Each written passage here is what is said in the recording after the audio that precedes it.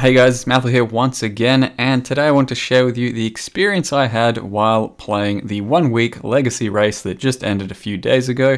I decided to come into it playing alone and doing a character that I have loved previously before, knowing that it would work off of relatively little currency, and thus I also wanted to try and get a character that was a little bit more obscure on the ascendancy side. Because to win the demigod for this race, you had to be the highest level of your chosen ascendancy, and I figured Deadeye was probably a slightly better choice than a Pathfinder or Raider or Assassin for those purposes, just to have less people to compete with. That said, it didn't really matter in the end, for this is the experience of a absolutely mortal casual pleb compared to the real big dick races. So I played anywhere from 10 to 12 hours for the first couple days, and then about 6 or 7 hours the next few days after. All in all, this character probably netted about 8 hours of play every day for 6 days, and I hit level 91. I did a few Uber Eats series, I did, some hard content, but the guys that won hit level 100. So there was like 10 dudes that hit level 100. I never really stood a chance. I was never going to hit level 100 because the way I'm playing this race and the way this Legacy League is set up makes the game kind of a fucking joke. When you combine some of the top clear speed characters in the game, you're talking your Vile Fireballs, Vile Sparks, additional support characters from other classes, as well as the current League Stones, as well as sextant mapping and shaping your maps to only run one particular map, you're playing a completely different game to what you're seeing here. I'm playing the stock standard default version of the game, and my character's pretty fast for what it is. I'm mapping at a comfortable 1 to 200 mil an hour, even at level 90 and all that, and it's a pretty good character, but it's not even close to the game that the guys at the top are playing, so I never really stood a chance. As well as that, they were mapping something like 20 hours a day, as opposed to my filthy casual 8 to 10 hours every single day. So all in all, I just had fun kind of making my own character and having a bit of a challenge with it, and then taking it to Uber Eats series, even though it's not really built for it, because Deadeye is not the greatest for single target when you're looking for just pure boss killing abilities.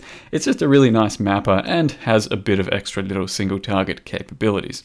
So now that the rant about the 1 week race and legacy and group play and all that is over, I do want to just show you for the rest of the video, the character that I made, how it's put together, and just a bit of the Uber Eats series action. All in all, it was a pretty budget character because Voltaxic is still fairly good, even though it is fairly worthless and there's a lot of them out there, and it should still actually perform fairly well in 3.0 even without poison, though of course poison reduction is going to be a bit of a nerf to it. So I'll show you how I put it together. It's one I've played before, and one I'll probably play again because it's very enjoyable, very smooth and consistent. So here is our fancy character that we played for the almost entire part of a week. Played about 6 days in total, roughly 5 days, and then the last day I did mostly Uber Eats series runs and just a little bit of mapping. So about 1 day, 17 hours to hit level 91, almost level 92, and then a few Uber Eats series runs and all that in the 5 days that I played. So I went pretty hard considerably for my usual standards, and it was still absolutely nowhere near the top guys. They did hit level 100, and the top Deadeye even was level 100. Like I said, playing 2 different games. This guy here though is a Deadeye. It's looking pretty damn nice, I do think, with our Outlaw MTX, some red eyes, some Legion weapon effect. If you want to copy the set, that's what it is. But it's obviously not the first time I've played with Voltaxic. If you've kept up with the stream many times before, Voltaxic, still a pretty good weapon, 60% lightning converted to chaos, and everything else is pretty damn straightforward. The build in total cost something like 30 chaos. It was a really cheap build, especially to get Uber Eats series down and to map pretty damn freely throughout the end game. The only real item I had was this ring here, which I bought for, I don't know, I think it was about an Exalt, which were worth maybe 30 chaos at the time, on the 1 week race that is. But everything else, pretty damn comfortable, pretty damn easy, and I'll link the gear of course if you want to copy this thing, because it should still be a good character for now. And even in 3.0, I'm not currently using any poison on Lightning Arrow or Tornado Shot, which do immense amounts of clear even without the poison. I'm only using poison in the barrage setup because it feels pretty damn good for single target. So the perks that a Deadeye has are kind of there but not there, because fast shot we don't really use at all because of getting point blank. So before you get point blank, then fast shot is really nice, but ultimately I grab point blank so that I can have better single target with the barrage. So that gets completely cancelled out.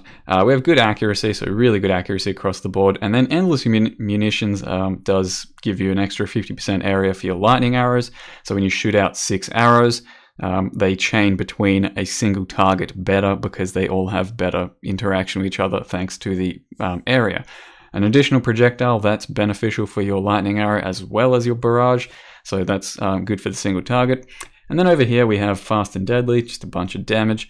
And the last thing I got was chain. So once you pick up this chain, it makes your lightning arrow and your tornado shot, whichever skill you choose to clear with, absolutely crazy. It feels really good, and then as well as that, barrage starts to feel really good, bouncing between targets for single target. So if you've never played a Deadeye, it's not the greatest ascendancy, I don't think, compared to a Pathfinder, Raider, Assassin. They will deliver more damage, I think. But this one feels one of the nicest to map, especially on low currency and low gear, because of such powerful interactions like a free chain. Besides that, we are running Wrath, of course, for lots of damage, Herald of Thunder with a curse on hit Assassin's Mark, so that's keeping up power charges a lot of the time. And then also just a Wither Totem, faster casting, duration, spell totem support, because it's a huge buff for our damage for poison, as we all know by now. The main links for Barrage are Barrage, Poison, Slow Proj, Increased Crit, and Wed. Your last link for Barrage is probably Ellie Focus, just for a lot more damage.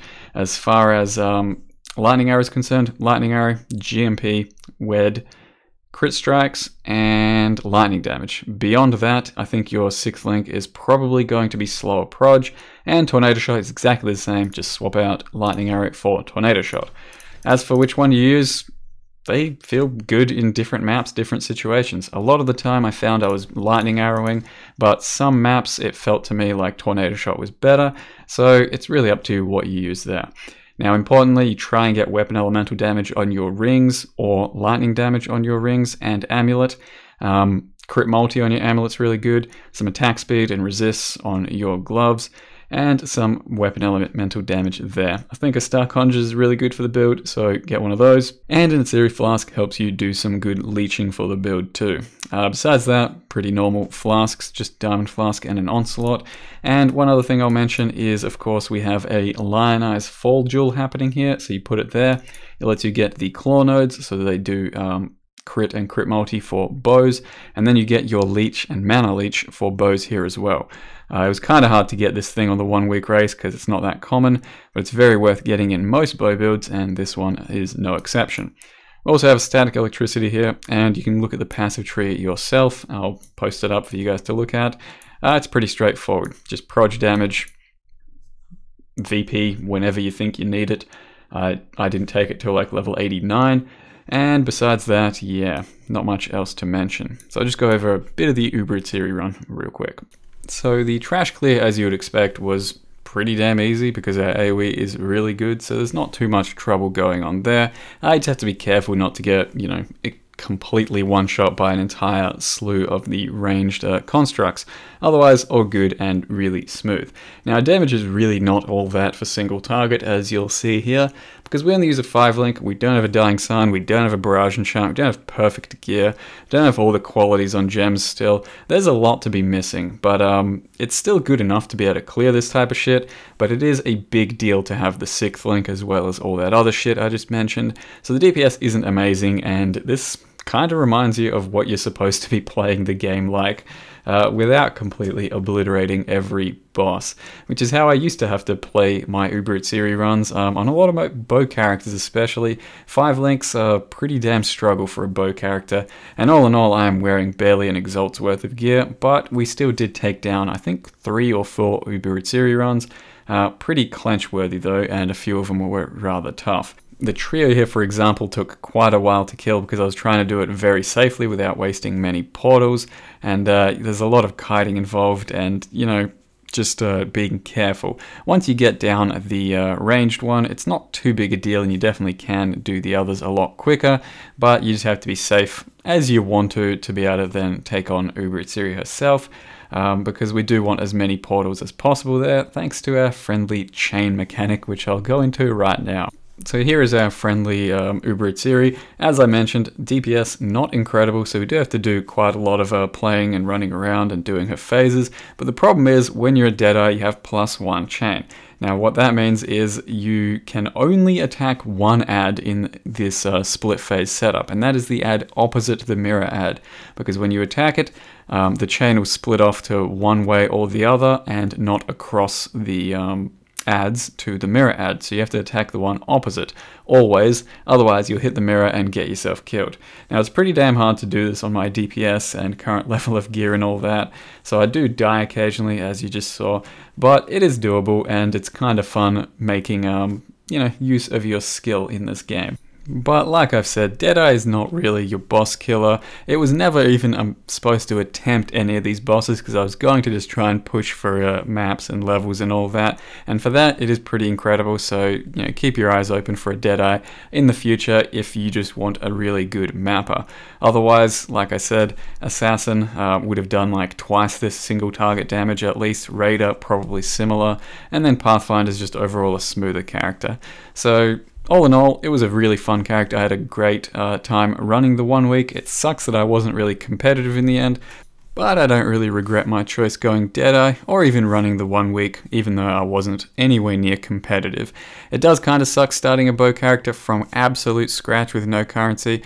The first 70 levels are a bit of a struggle. Overall though, it starts to ramp up and becomes really probably one of the most enjoyable mapping experiences of your PoE career. So thanks for watching this video guys, hope you enjoyed the insight for the race, and I'll see you guys next time.